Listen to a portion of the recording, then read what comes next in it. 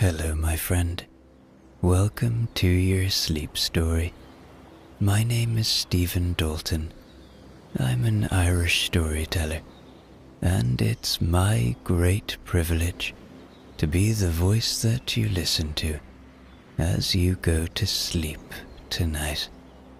Tonight, I'll take you to my homeland and to a story I have written about fairies.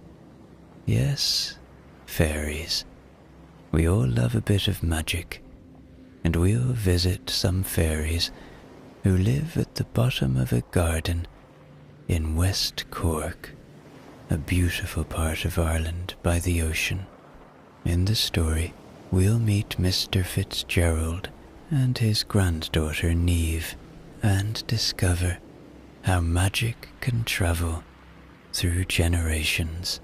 One small thing, if you'd like to see my monthly update videos on how things are going in my life, check out my Patreon. The link is below this video. Okay, let's do the relaxation session now, which will take a few minutes before tonight's sleep story. I'm going to count down from 10 to 1, and as I do, allow yourself to let go more and more. 10. Feel the support of the bed beneath you, or the floor, or whatever you lie upon tonight. And beneath what you lie upon, feel a deeper support, the support of the earth, our home, our constant support. And as you become aware of that support,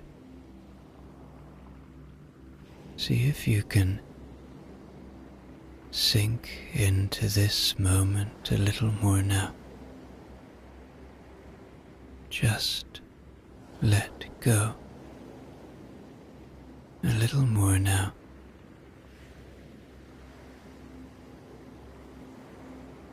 9. You are safe. Allow my voice to be an anchor of safety tonight, to be a friend, to be a gentle guide, a guide that only ever brings you to safe places, to warm and cozy places, to places that enable and support your sleep. Trust that my voice is a friend tonight.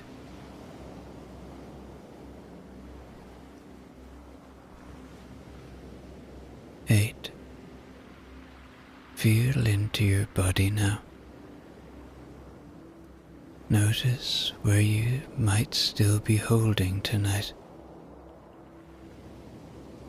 Notice where you may have pain or tingling or tension. Notice anything. Maybe you feel something in your feet or in your lower legs or your thighs or your belly, your chest, shoulders, arms, hands. Or maybe you're like me and you hold tension in your face. Just see if you can soften a little now. This is a time for kindness to yourself and to your body.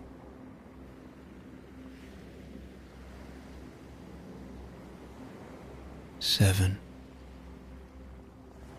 The day is done. Whatever has been, has been.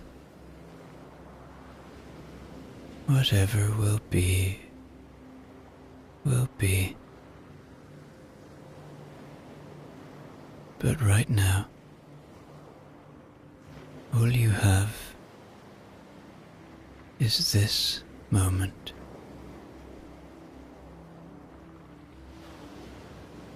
Your thoughts can't change what has gone before.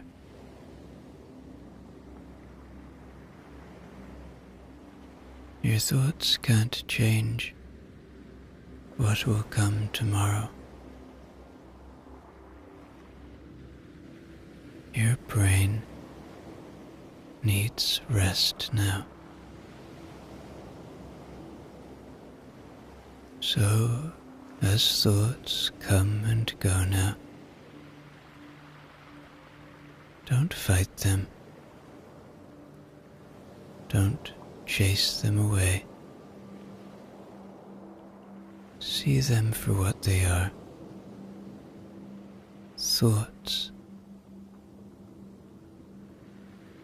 Then just watch them go, like leaves floating away on a moonlit river, or clouds passing through a starlit sky.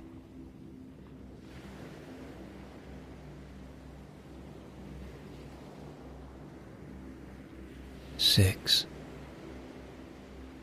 This is your moment. This is your time.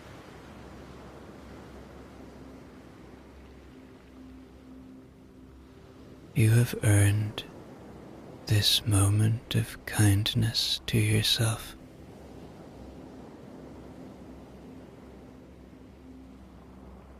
You deserve to have peace in your life. We all do. So, as you become aware of that fact, as you come to the understanding that we all deserve peace, see if you can settle into this moment a little more now, letting your body know that it's really time for rest.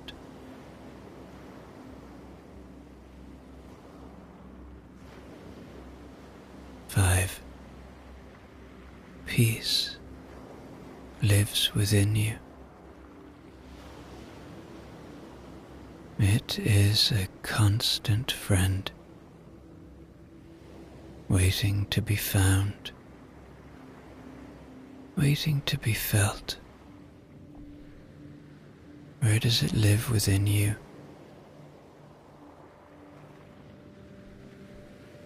Maybe it's in your heart. Maybe it's in your head. It's up to you to find it. But I promise you it's there.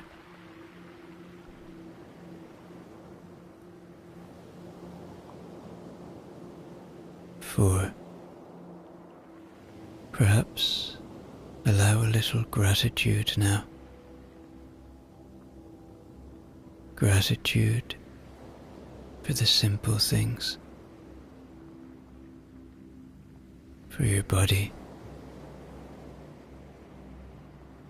for the shelter you have tonight, for the ones you love and who love you, for the beauty and wonder of this world, of this planet, that you can find when you look for it.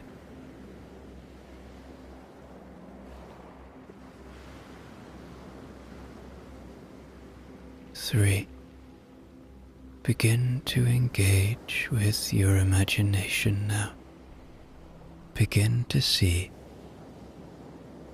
the beautiful island of Ireland, the lush green landscape, and the ocean surrounding it. And allow me now to help you focus your attention on a lovely garden in the springtime, with a wall at the back and the ocean behind it. This is a place far away from all that you know. 2. Checking in with your body one more time now. Finding the places you are holding still, and allowing yourself to give in, to allow the tension to ease away. Your body has worked hard for you today. It's time to give it rest. And 1, completely letting go now, as I tell you tonight's sleep story. A long, long time ago, in a garden in the southwest of Ireland, in West Cork to be precise, a beautiful place by anyone's measure, there was something that, or someone, or some beings, or were they even there? Sorry if I sound confused. If you looked hard enough, there were these little tiny creatures. Some people called them fairies. Now, they didn't call themselves fairies, but we would. I mean, if you were to see one, you would definitely think it was a fairy. Now, these fairies lived at the bottom of a garden owned by an old man called Mr. Fitzgerald. Mr. Fitzgerald wasn't a lonely man. He loved his own company and spent hours and hours in his garden. And not only that, but he had a granddaughter who lived with him, named Neve. Mr. Fitzgerald did used to know the fairies himself. In fact, as a child, for he did grow up in this house as well, he would spend many, many happy summers with the fairies. But one day, a long, long time ago, long before his wife had left this earth, he'd stopped being able to find them, being able to see them. It wasn't anything he did wrong. He just couldn't see them anymore. But Neve, well, Neve, his granddaughter, was a very curious child. She had the kind of curiosity that did not sit still. It wondered, it poked, it crouched down low to inspect things that most people would step right over without a second thought. Neve noticed things like the way the moss grew thicker in certain corners of the garden, and how the stones near the bottom wall were always just a little warmer than the others, even when the wind from the sea came rolling in. And the sea, by the way, was never far away. You might be able to hear it now. Those waves moving in the distance. You could hear it all day long from the garden, if you paid attention. A steady hush and pull. Hush and pull. Neve liked the sound of the ocean. It made the garden feel as though it belonged to something bigger, something that didn't need to hurry.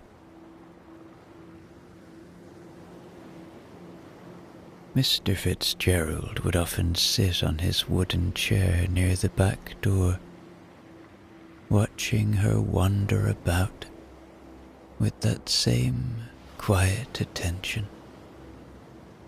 He didn't interrupt her. He had learned long ago that curiosity, when left alone, has a way of leading itself exactly where it needs to go. "Down there again, are you?" he would say, though not loudly, and not expecting an answer, because Neve had begun to spend more and more time at the very bottom of the garden. There was nothing particularly special about that part of the garden, at least not at first glance. A low stone wall, a patch of grass that never quite grew evenly,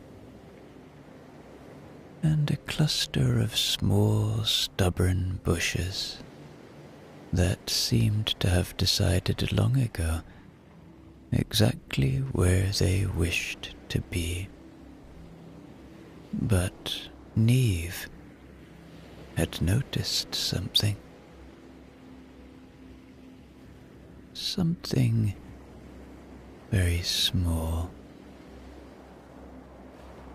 She would notice little things, the way a blade of grass might move when there was no wind. The faintest suggestion of something shifting just beyond where her eyes were quite focused. And once, only once, or so she thought at the time, a sound, not from the sea, not from the house, something lighter, like a tiny footstep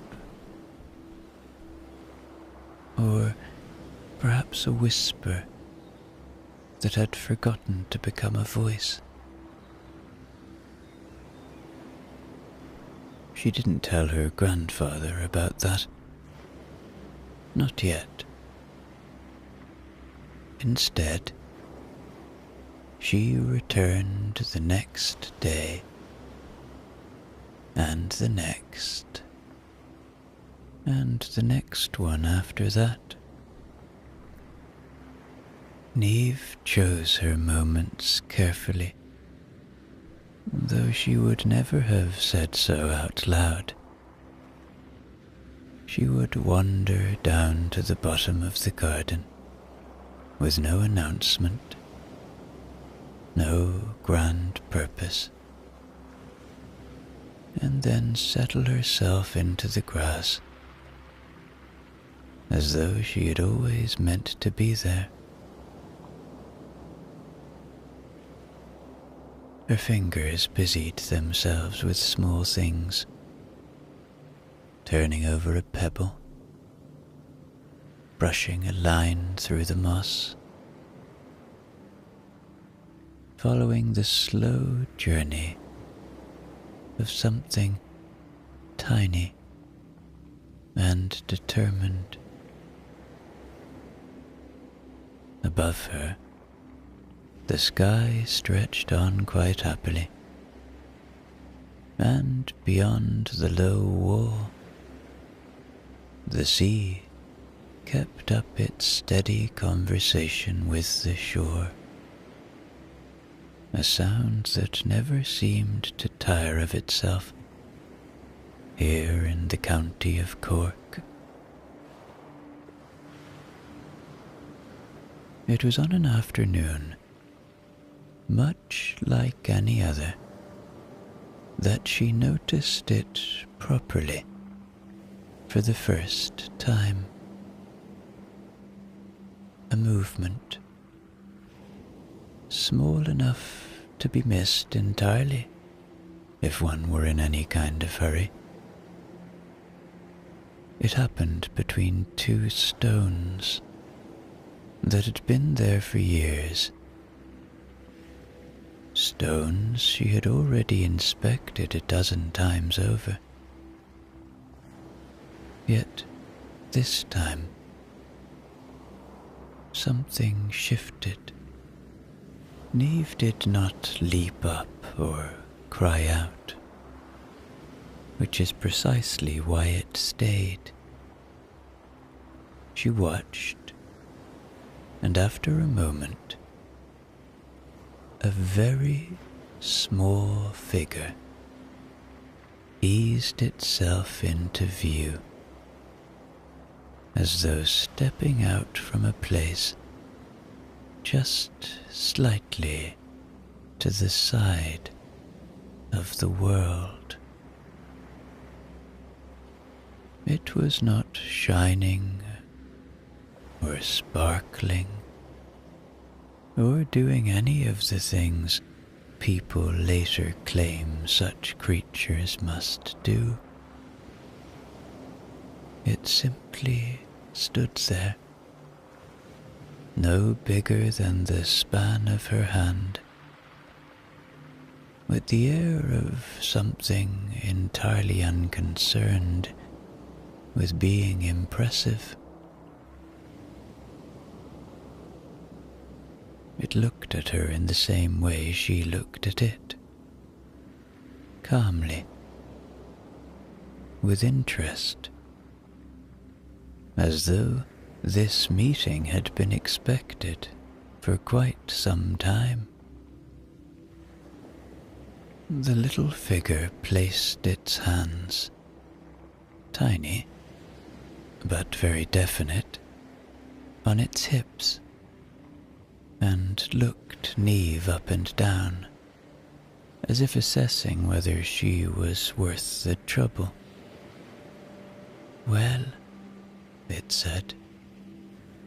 Its voice was not high and tinkly as one might expect. It was clear, practical, slightly impatient. Neve blinked, but only once. "Well," she replied. The fairy seemed pleased with this.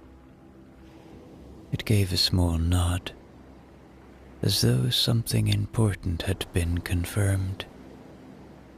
Then it stepped a little closer.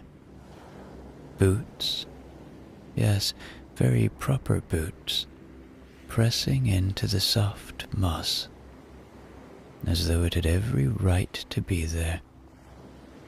"Took you long enough," it said.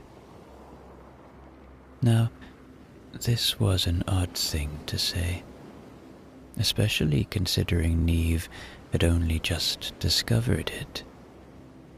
But she had the strong feeling that arguing would be a mistake. "I've been here before," she said instead, quite sensibly. Said the fairy, glancing around. "So have we." There was a pause then, but it was a comfortable one, the kind that does not need filling. The sea continued its steady hush in the distance, and somewhere behind them, a small stone shifted, ever so slightly, as though something else had leaned in to listen. Neve lowered herself just a little closer to the ground, careful not to startle anything. The fairy watched her do it, then gave another small nod, approving this time. "You're quieter than the last one," it said. "The last one?" Neve asked. The fairy tilted its head, considering her. "Tall fellow, always asking questions. Sat right there." It pointed to a patch of grass beside her, quite precisely. "Used to bring crumbs." Neve felt something stir at that, though she didn't yet know why. "That was my granddad," she said. The fairy squinted at her for a moment, then let out a short, satisfied breath. "Ah," it said, "that makes sense." Neve stayed exactly where she was, her hands resting lightly in the grass, her eyes fixed on the small, rather self-important figure before her. "Do you have a name?" she asked.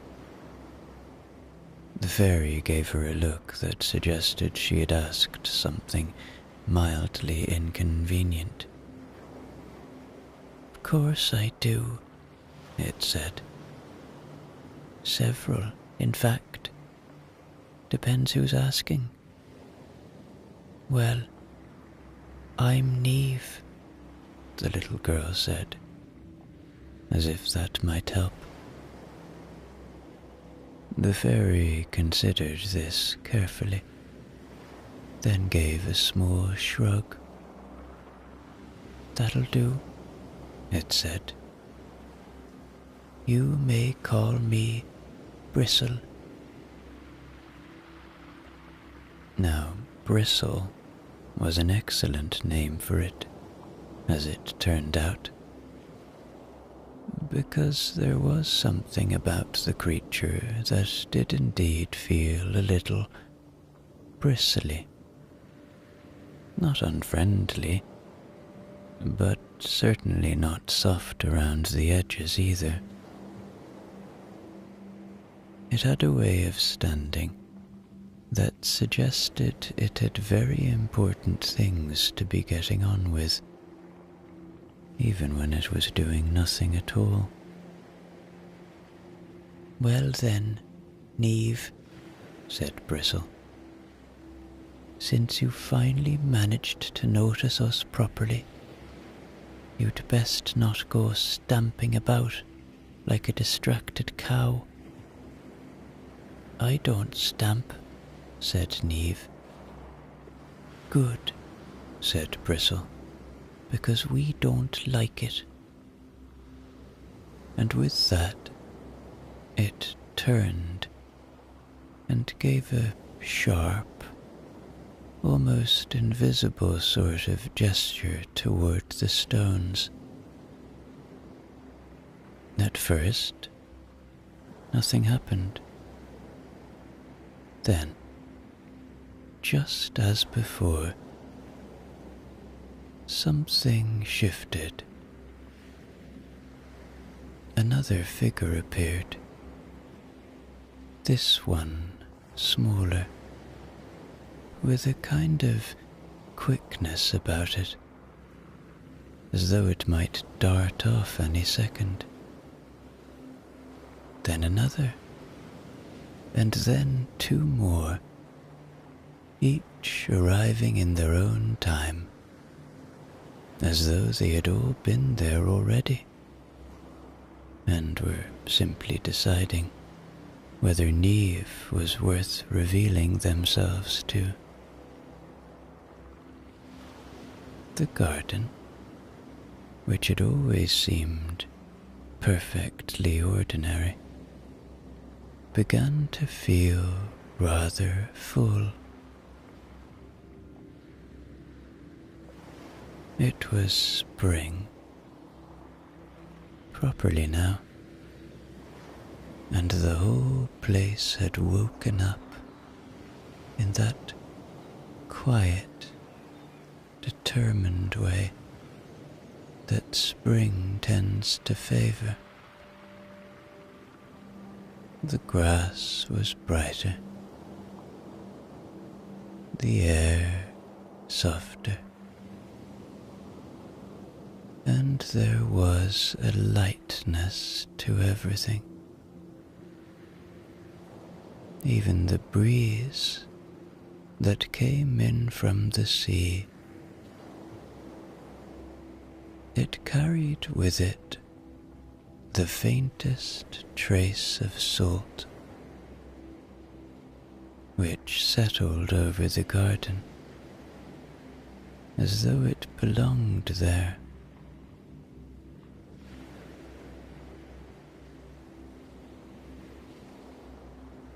Neve returned the next day, and the next after that. She did not announce herself. She simply arrived, as before, and sat. And they came. Sometimes Bristle was there first, already waiting, as though he had never moved. Other times he appeared last, which he seemed to prefer, stepping into view with the air of someone making a very deliberate entrance. The others were less predictable. One, in particular, had a habit of circling her quietly before settling nearby, as though conducting some sort of inspection. They began to talk. Bristle would ask what she had seen that morning, and she would tell him. The others would interrupt occasionally, correcting him, or disagreeing with something that had not needed disagreeing with at all. Once, two of them argued for nearly 5 minutes over whether a pebble had been moved or had always been exactly where it was.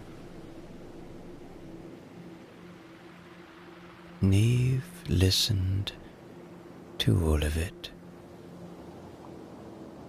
Up by the house, Mr. Fitzgerald noticed that the days had begun to stretch.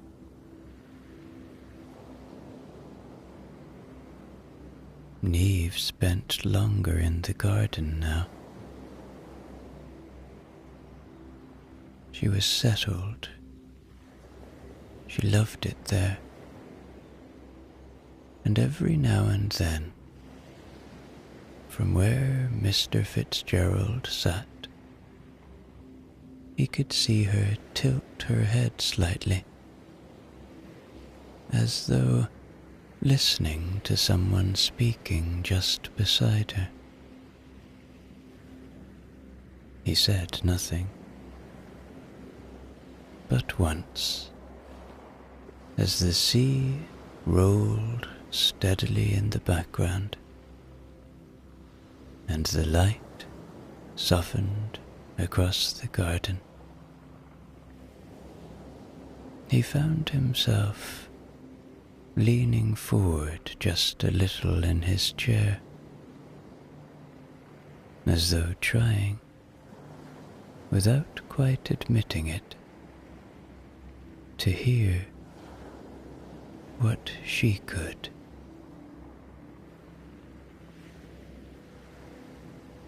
Neve began to notice, over the next few days, that the fairies were not nearly as busy as they pretended to be.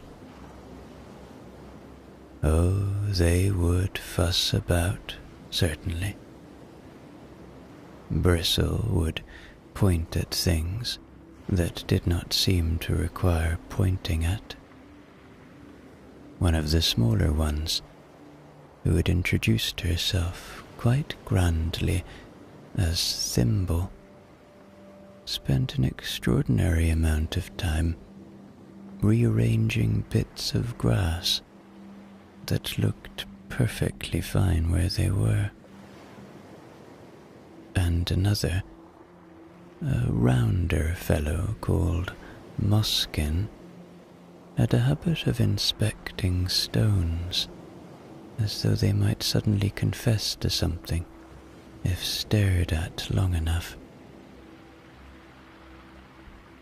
But every now and then, when they thought no one was paying attention, they would stop, and they would gather.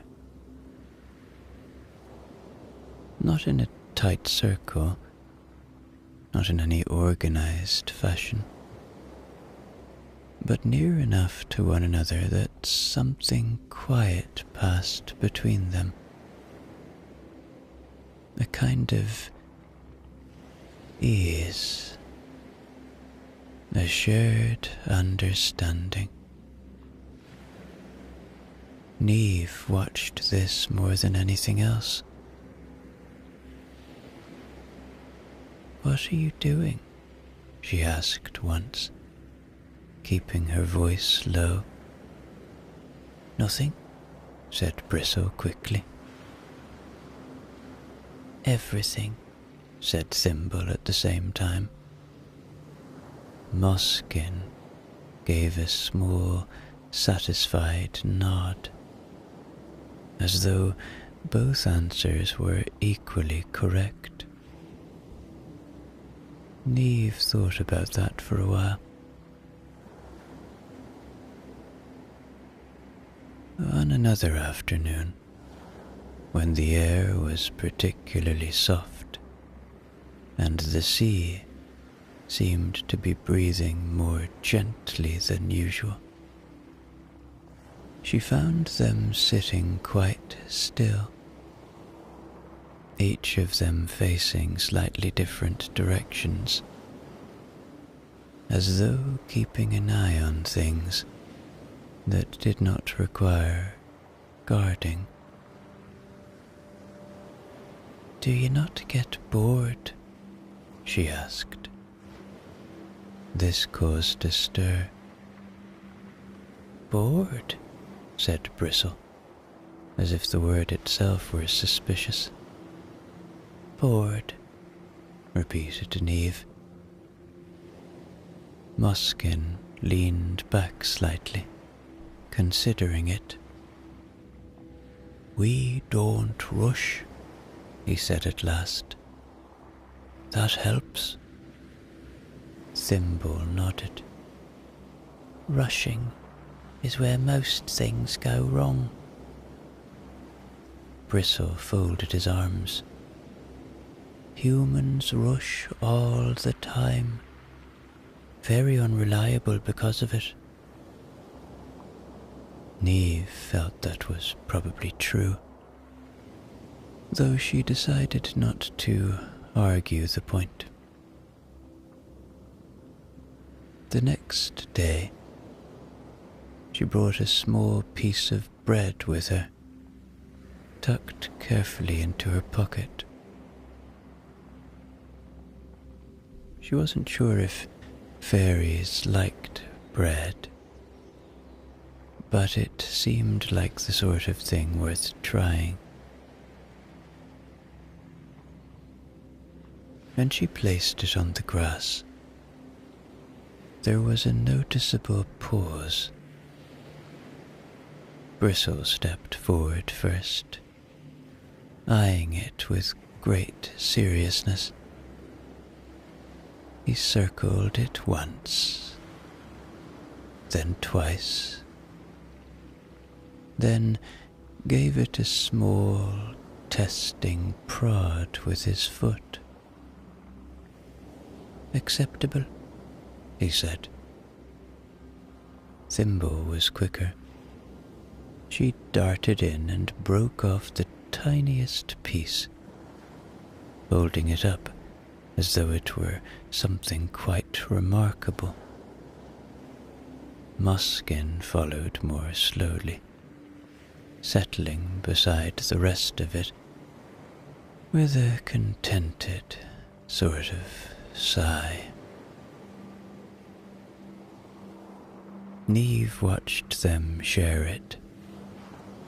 There was no grubbing, no fussing. Each took only what they needed, and even Bristle, who clearly thought very highly of himself, left a portion behind without comment. "Do you always do that?" Neve asked. "Of course," said Bristle. "It's still bread tomorrow, you know." Neve smiled at that, though she suspected that might not be entirely true.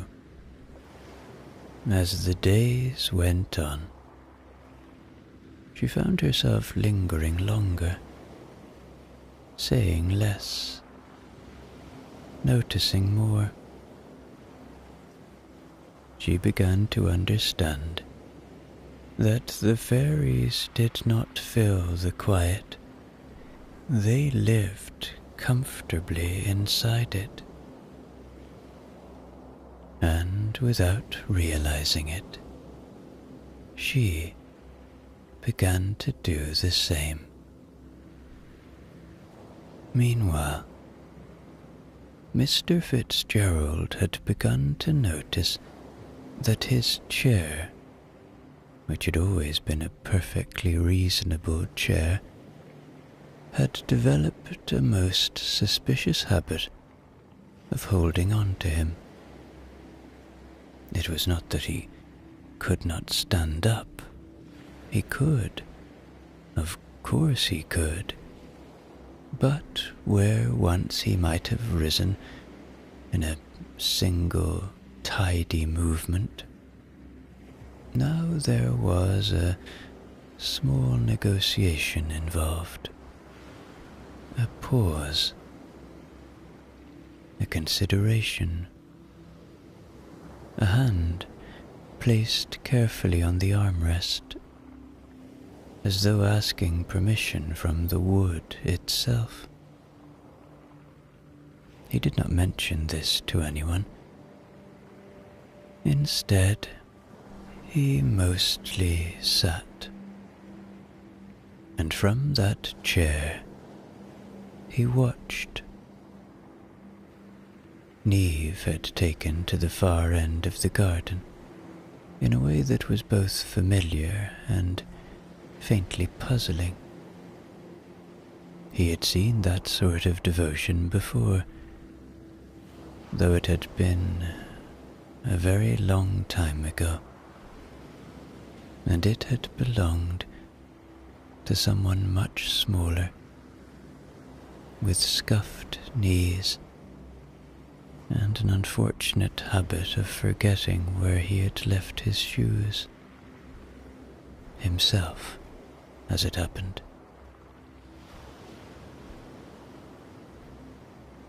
The days had grown kinder. The sort of soft spring days that settle themselves gently over a place and seem in no hurry to leave. The sea kept up its steady rhythm beyond the wall, rolling in and rolling out like a great creature that had decided to be well behaved for once. The light lingered longer in the evenings, stretching itself across the garden as though it had nowhere better to be. And still, Neve sat. Sometimes she leaned forward, as though listening very carefully. Sometimes she gave a small nod, quite serious, like someone being told something of great importance. Once, this had caused Mr. Fitzgerald to sit up a little straighter. She laughed. Not loudly, just a quiet, contained sort of laugh, directed very clearly at a patch of grass that had no business being funny. Right, he muttered to himself. What's that all about then? He considered going down to her. He did not. There was a feeling, a very particular one, that came over him when he thought about that end of the garden. He couldn't remember why that part of the garden meant something to him. It wasn't an unpleasant feeling. It wasn't unwelcome. Just a distant feeling, as though the ground there belonged to a different time, one he could almost remember, but not quite reach.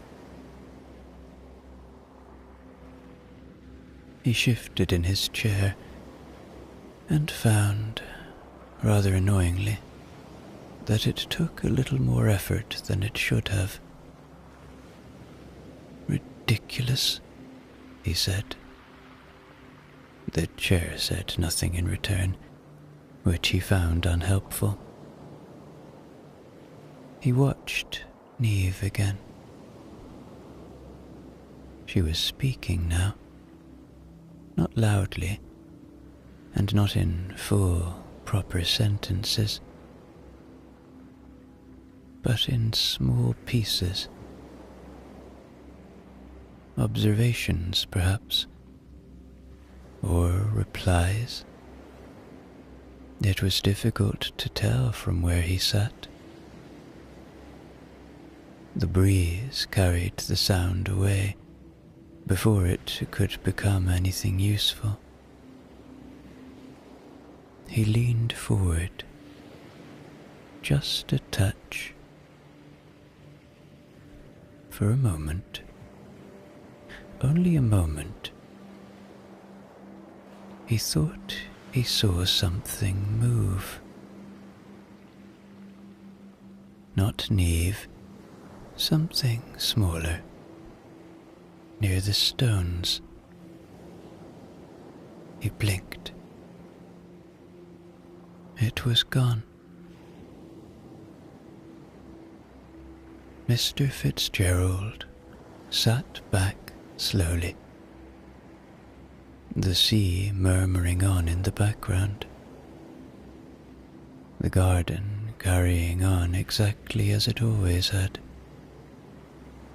and yet not quite as it had the day before. "Well now," he said quietly, and though he would not have admitted it, not even to himself,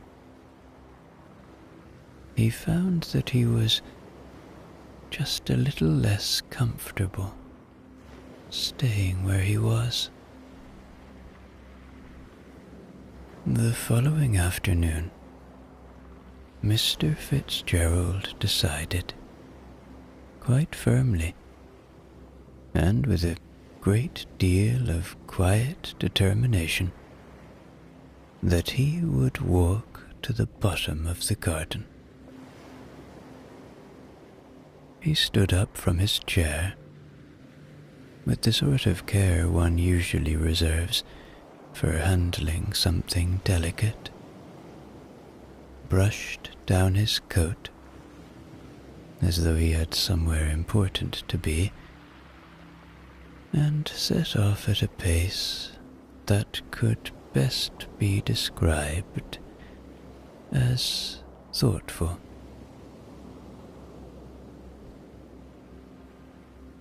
Neve did not notice him at first. She was already seated in her usual place, her attention fixed on the ground before her, her head tilted ever so slightly, as though listening to something that required a good deal of patience. The sea breathed steadily beyond the wall, and the garden, as it often did at that hour, seemed to settle itself around her. Mr. Fitzgerald slowed as he approached. There was something about that last stretch of grass, those few steps between the ordinary part of the garden and the place where Neve now spent her time, that made him hesitate. Not out of fear or anything like that. More like the feeling one gets when entering a room where something important is already happening. He cleared his throat. Neve turned at once, her face brightening in that easy, immediate way that children have when they are pleased to see someone. "Grandad," she said, as though he had always intended to be there. "Well now," he replied, glancing down at the patch of grass beside her. "I thought I might come and see what's so terribly interesting down here." Neve looked at him, then back at the ground, then at him again. There was a moment, a very small one, where she seemed to consider something quite carefully. "They're here," she said. Mr. Fitzgerald followed her gaze. "Yes," he said after a pause. "I can see the grass all right." Neve gave a small sigh, the kind that suggests patience is being tested. "No," she said, lowering her voice just slightly. "They're here." Mr. Fitzgerald did not laugh. He might have once, years ago perhaps, but something in the way she said it, quiet, certain, without any need to convince, made him think better of it. He bent, slowly, lowering himself down beside her with more effort than he would have liked. "Well then," he said, settling in, "you'd better tell me about them." Neve smiled at that, a small, satisfied sort of smile, as though this had been the correct answer all along. "They're fairies," she said. Mr. Fitzgerald nodded, as though this were a perfectly reasonable development.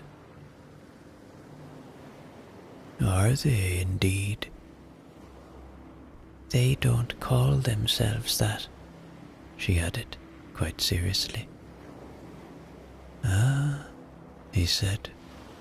"No, of course they wouldn't." Neve leaned a little closer to him then, her voice dropping to something almost secret. "They knew you." Now that was a different sort of statement altogether. Mr. Fitzgerald felt something shift, very quietly, but very definitely, somewhere deep in his memory.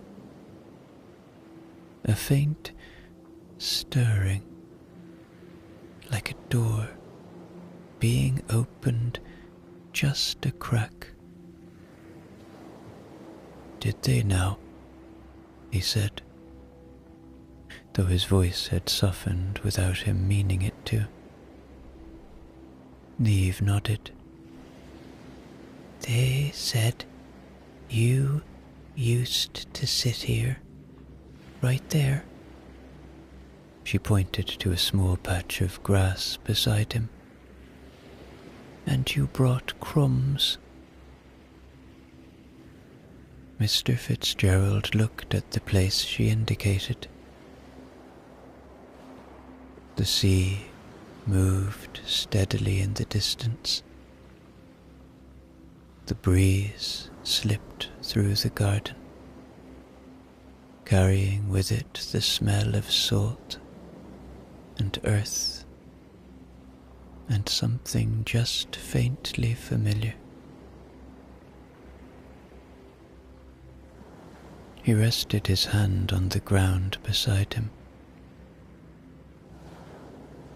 "Well," he said after a moment,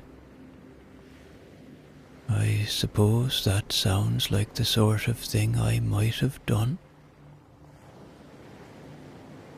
And for the first time in a very long while. He did not feel quite so certain that he was alone in remembering it.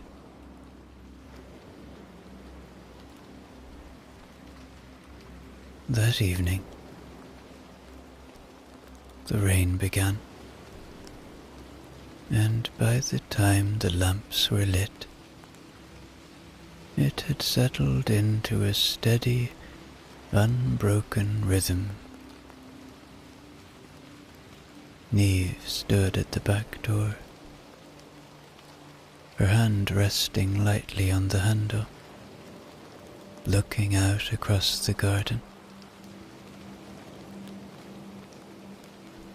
The grass had darkened. The stones at the bottom wall glistening faintly in the fading light. Everything looked closer somehow, drawn in by the sound of the rain and the hush of the sea beyond it. "I can't go down," she said. Mr. Fitzgerald, already seated by the fire, glanced over. "Not tonight," he agreed. Neve stayed there a moment longer, as though hoping something might appear if she gave it enough time. Then she turned back into the room, closing the door softly behind her, and came to sit near the fire. The rain carried on.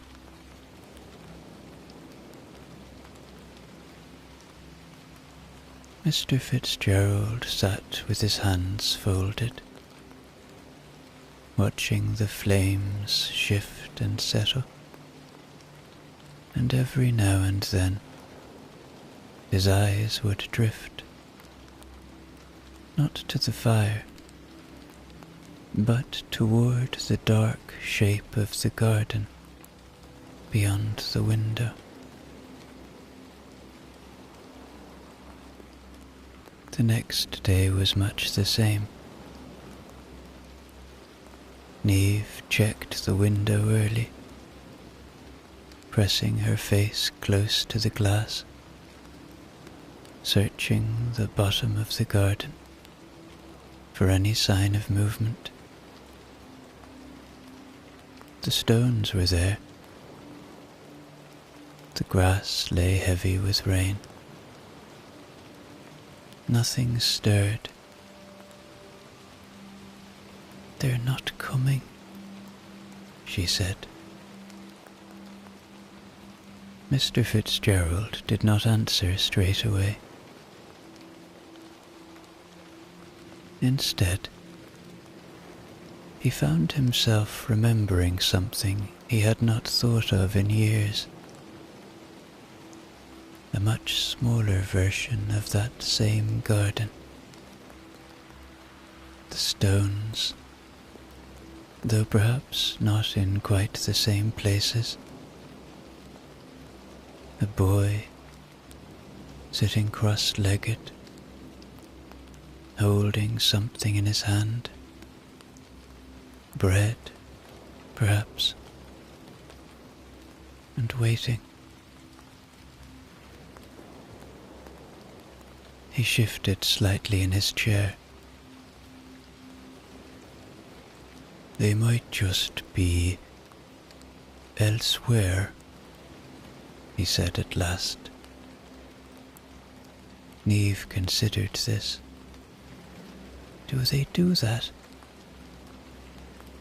He looked towards the window again. "I expect they do," he said quietly. The rain continued into the third day. By now, It had become a companion of sorts, always there, always the same. The sea moved beneath it, steady and unchanged. The fire stayed lit, and the three sounds together filled the house in a way that made everything feel contained and close and safe.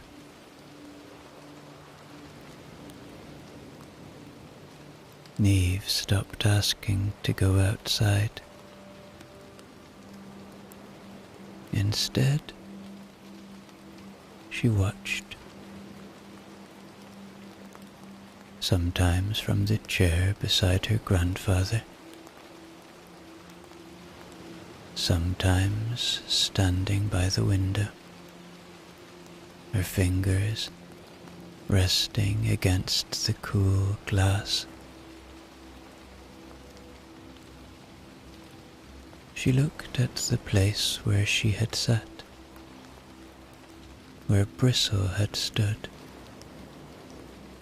where the others had gathered with their important little tasks. Nothing moved, and yet it did not feel empty. Mr. Fitzgerald noticed that.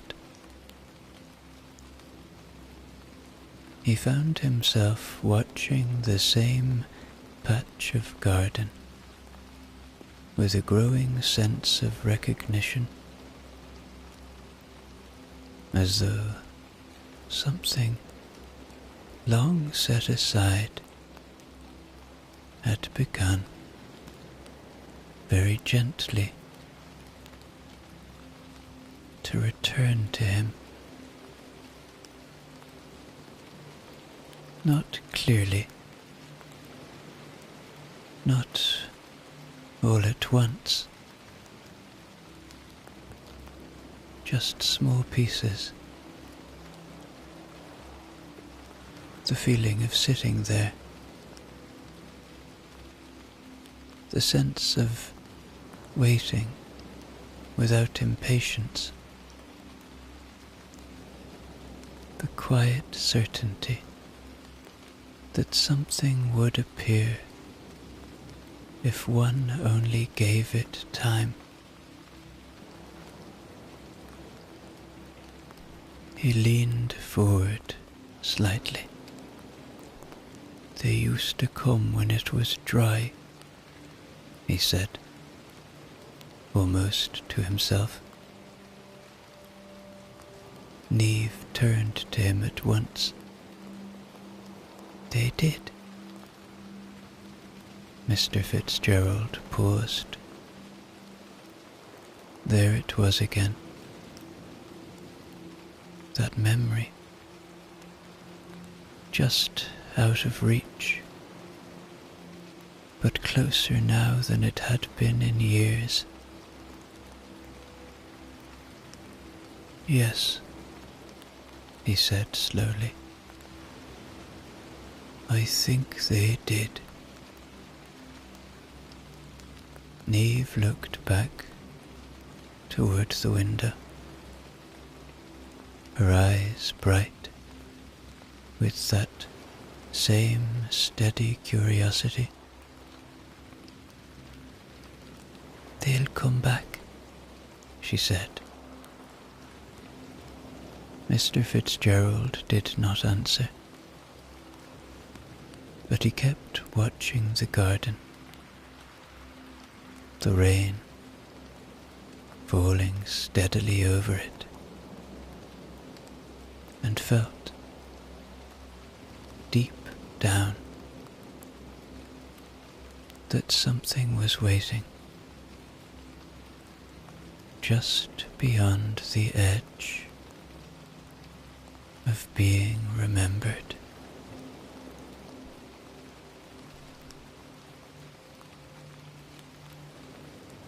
The days went by,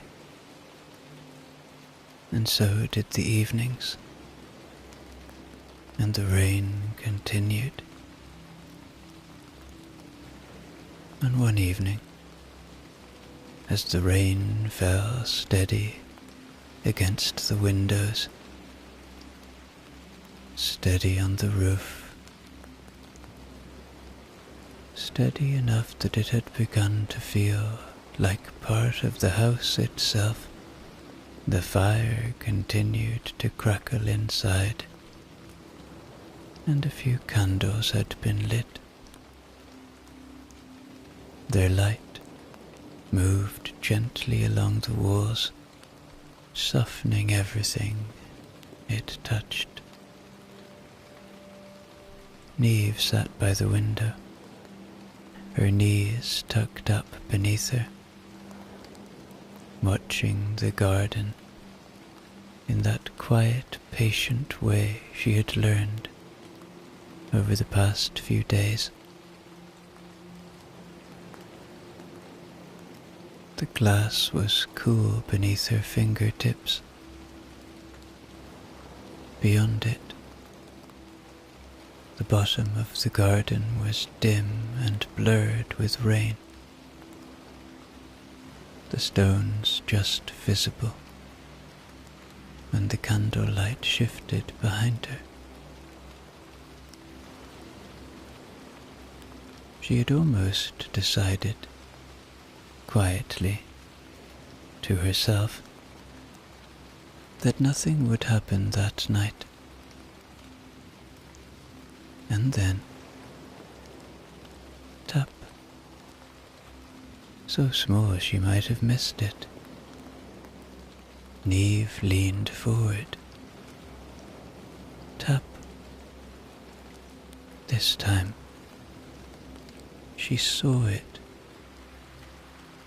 A tiny figure, no bigger than before, standing on the outside ledge of the window, one hand raised, tapping with great seriousness against the glass.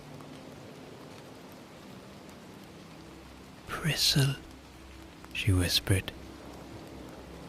Bristle tapped once more, then placed both hands on his hips and gave her a look that suggested he had been waiting quite long enough.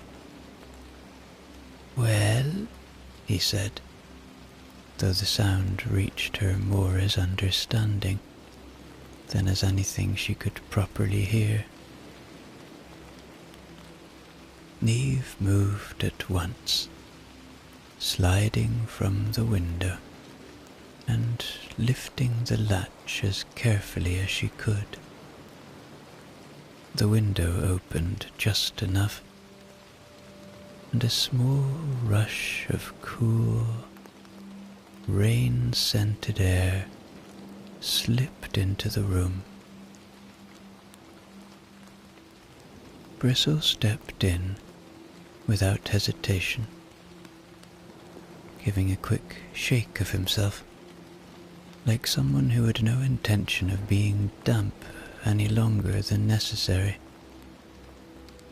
He glanced around the room, taking it in. The fire, the candles, the quiet. He said, approving. Two more shapes appeared at the window. One quick and darting, Thimble, and the other slower, more considered, Muskin. Neve held the window open for them, her face bright, her breath held in that careful way of someone who knows something important is happening and does not wish to disturb it. they entered. The room, which had already felt full, seemed to settle further. Mr. Fitzgerald, who had been watching the fire, turned at the soft sound of the window. He saw Neve first, standing there. Then the movement near her hands, small and deliberate. He did not speak.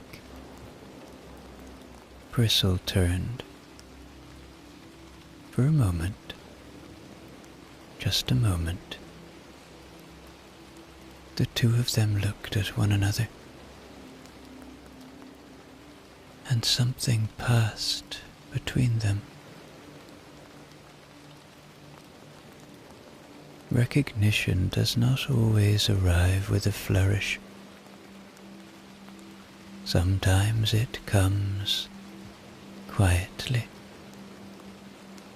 as though it has been waiting just behind a door for years and has finally been allowed through.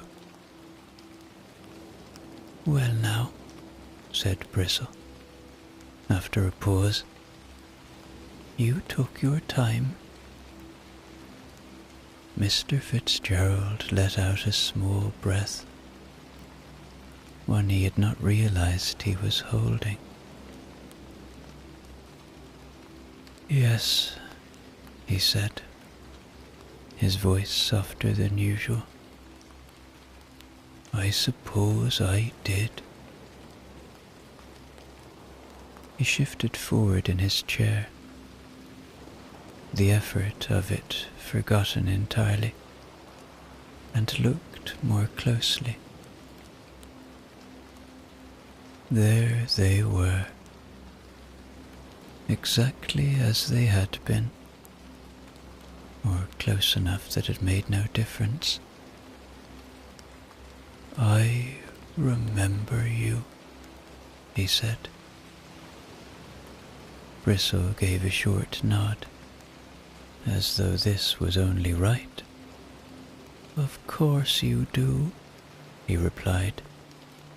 "You just misplaced it for a while."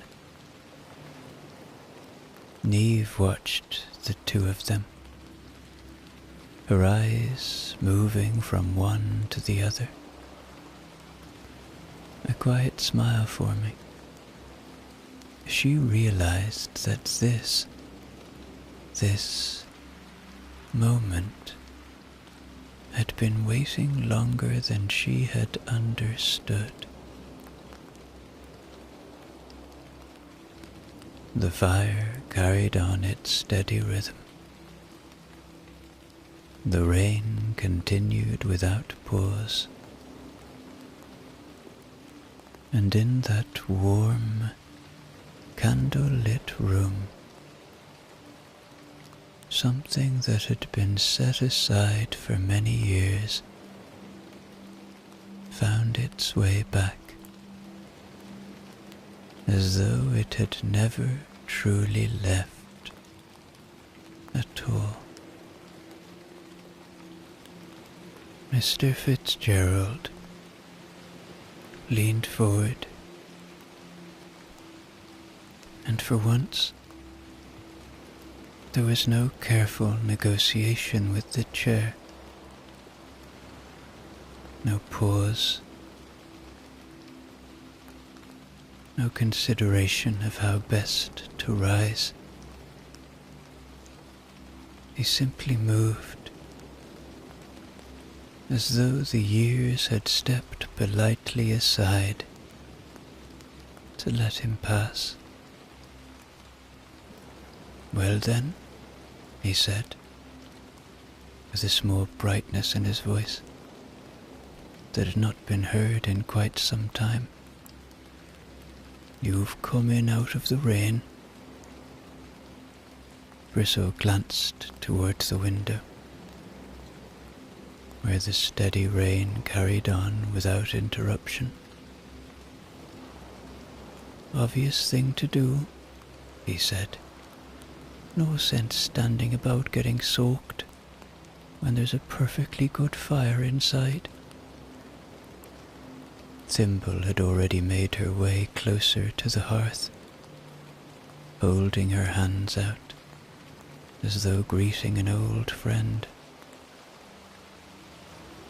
Muskin followed, lowering himself onto the rug with a satisfied sort of sigh, as though he had always intended to sit there. Neve watched them, then looked back at her grandfather. "You really remember them?" she asked. Mr. Fitzgerald smiled, a proper smile, one that seemed to reach all the way through him. "I do," he said. "Or I'm beginning to again." Bristle gave a small, approving nod. "Memory's a funny thing," he said. "Needs a bit of looking after. Left on its own, it wanders off." Neve thought about that, then looked down at the fairies gathered by the fire. "Why didn't you come in sooner?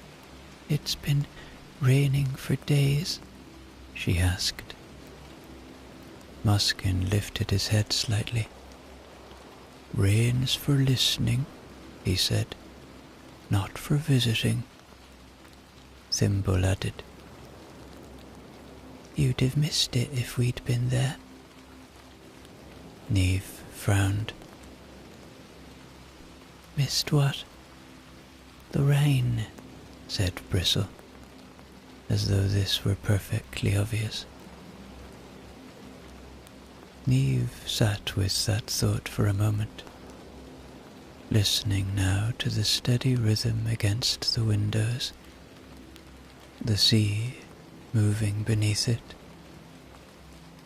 the fire quietly settling into its place.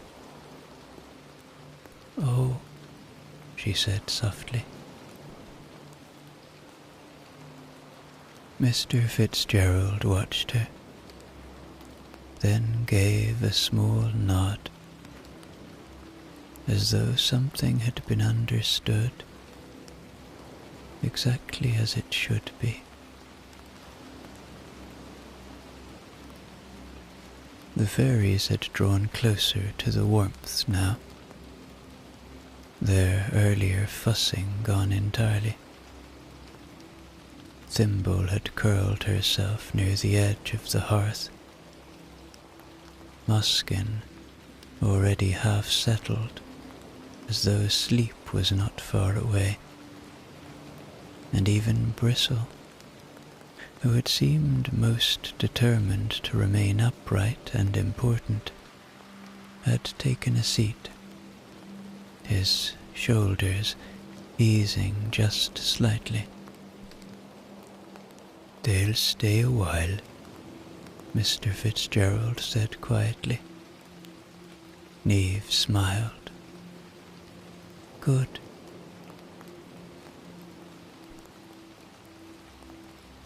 After a time, Mr. Fitzgerald stood again. Not slowly, not carefully, but easily, and placed another piece of wood onto the fire. "Come along," he said gently to Neve. "Time for bed."